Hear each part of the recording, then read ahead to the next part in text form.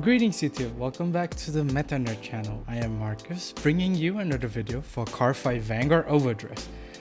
Yes, another Tuesday has gone by, so of course there's gonna be the stream. So let's talk about the newly released Rideline for DBT05, which is going to be released on April Fool. Yeah, it's like Bioroid is telling you that this whole set is one big April Fool joke.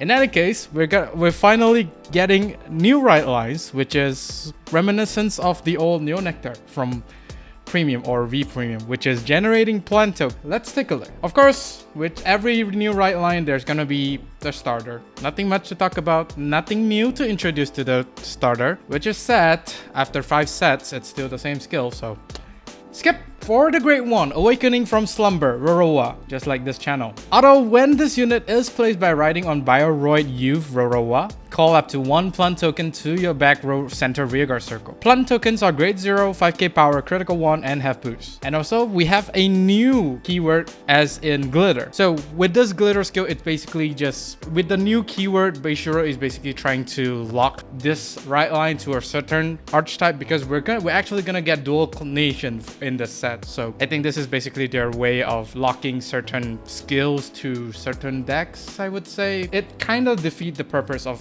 having a dual nation card, but then hey, we can't have everything. Otherwise it would be really broken. In any case, the glitter skill basically just locks to a fire regalies, which we will talk about later. Having this ability to call a plant token while you're going second is actually really good because with the plant token, which is this one, and I'm aware this is a V premium, I'm putting this out here is because after 3,000 years of evolution, the plant token decided to take the form of this guy.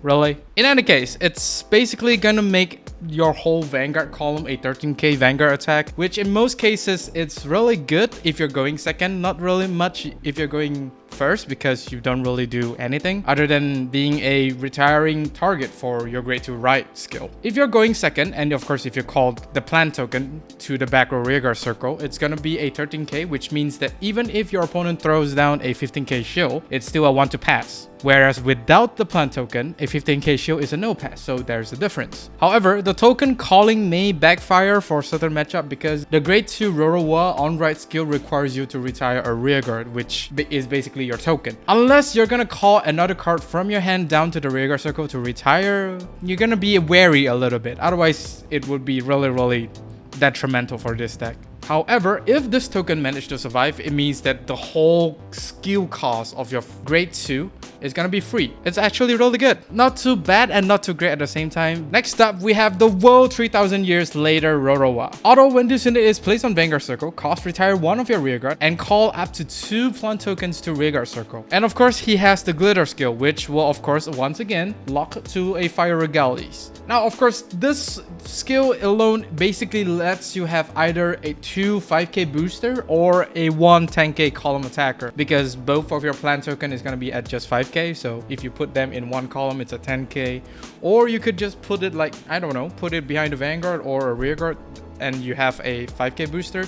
This is a small plus, but then again, if you go against retire heavy deck, for example Eugene, this deck is gonna struggle a little bit. And of course, you could actually go really aggressive with Radylina and Momokke, which we will talk about later. It's very rare to see Overdress deck has this kind of potential. It's a really solid great Rideline. However, it does next to nothing on the rearguard, so this basically tells you a lot on this deck going forward. Moving on to the grade 3 for Once Precious Thing Rorowa. Active Vanguard Circle once per turn. Cost Soul Blast 1 and call up to 3 plant tokens to rearguard circle. Second skill, Auto Vanguard Circle. When this unit is attacked, cost retire 1 or more of your token units and this unit plus 5k until the end of the battle for each unit retired for this cost. And once again, we see the glitter skill. Surprisingly, this boss monster is basically defensive oriented rather than being a rather scary boss unit.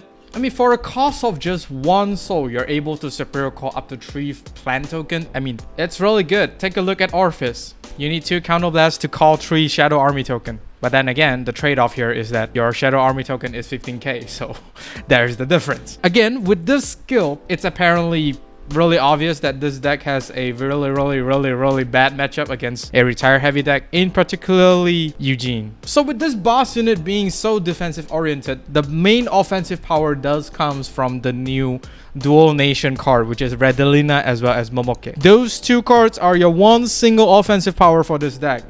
Although the defensive capabilities is not that great because it's technically a 15k shield.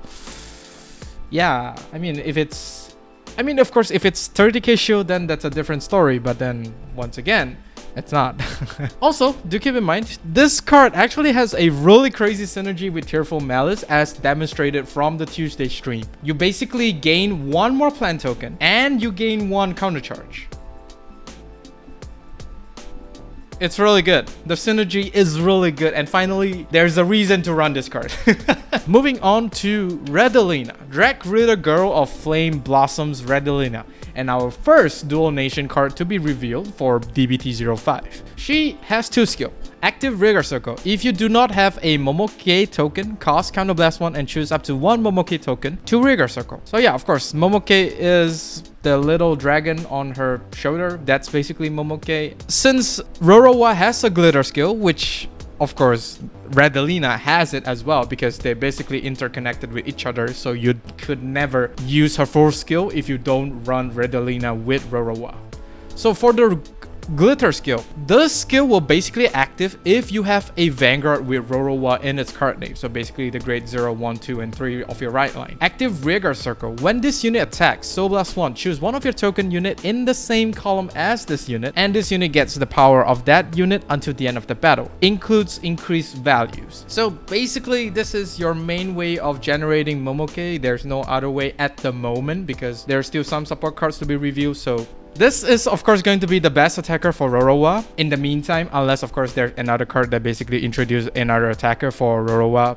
But other than that, from the looks of it, this is probably going to be your win con. So the more power Momokke gets, the more powerful Radylina is gonna be. So this will basically tells you that you should probably give most of your trigger checks to Momokke during your turn, because Radylina will just get that amount of power, which is really nice. Also, don't forget other Dragon Empire as well as Stoicheia that could potentially use this. I mean, just to generate that one extra token. It's actually not too bad, but I don't think the value of this card actually justify running in other Dragon Empire or Stoicheia decks. So I mean, you still could, but I think there's other better cards to be run. And of course we have the new token, which is Momokke. Yeah, a chicken named Momo. So Momokke states that active rearguard once per turn costs retire one or more of your other rearguard circle, retire one or more of your other rearguards, and this unit gets 5k power until the end of turn for each unit retire for this cost. And then of course the glitter skill, Rorowa. Continuous rearguard circle. If you have a unit with Radylina in its card name in the same column as this unit can attack from the back row. Now this token basically lets you decide whether or not you want to go defensively or offensively, because as we know from the grade 3 Rorowa, you need the token units for your defensive capabilities. But then again, you can always just throw them away and just pump 20k to Momokke by retiring 4 rearguards, as that is going to be the maximum power that Momokke is going to get from his first skill. But then again, having a 25k that attacks from the back row is not too bad, and since most of your triggers are going to go into him and therefore powers up Radylina anyway. So this whole deck is going to be 4 attack deck. Stoicheia has a lot of cards that basically could give power to Momokke, which will make both Momokke and Radylina to be huge as hell. I guess it's really not too bad. And that is all for this video. Do let me know down in the comment section on what do you think of the new Rideline. For me, I am actually quite hyped for all of the new Rideline that is going to be introduced in DBT05. And I do hope that you are hyped too as well. Do like and subscribe if you like this video. And of course, do ring the bell notification icon so that you don't miss that video I upload. With that being said, I'll see you all on the field.